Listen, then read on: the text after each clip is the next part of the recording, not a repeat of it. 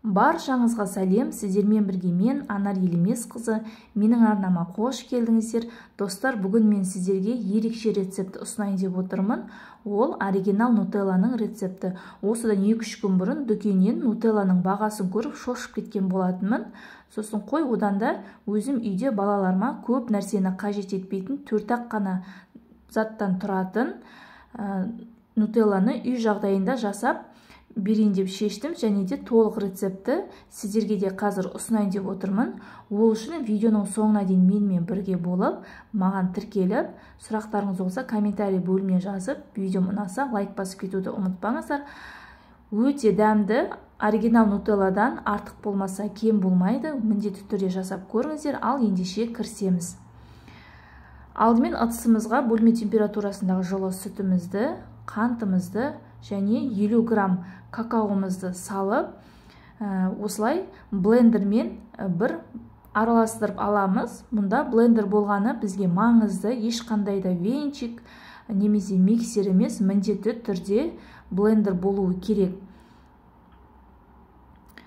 Басында бізде осындай көпіршіктер пайда болады, ол қалыпты жағдай, одан қорықпаңыздар.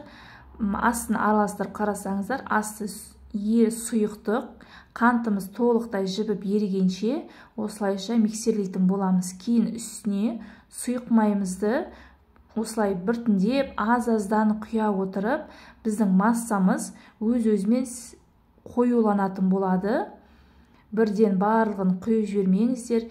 Осылайша блендерлей отырып, аз-аздан біртіндеп құятын боламыз. Сонда біздің массамыз қоюланып, шоколадный паста сияқты болып шығатын болады.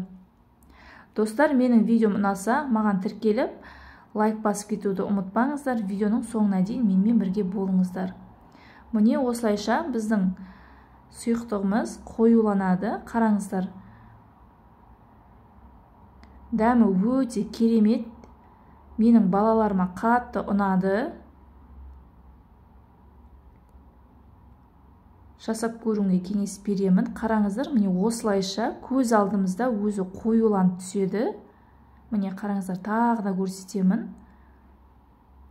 Жасалу жолы өте оңай, әрі уақытыңызды көп алмайды. Сондағы бір 10 минутта дайын болып шығады. Енді бұл шоколадный пастамызды, нутелламызды, яғни негізінде тоңазытқышта шамамен 6-7 сағат сақтағаныңыз жақсы. Егер балаларыңыз шыдаса, мен дайын болған бойдан бірден нанға жағып жеп көрдім. Міне менің нутеллам дайын болды. Өте керемет, достар, айтатыны жоқ. Оригинал нутелладан асып түспесе кем емес.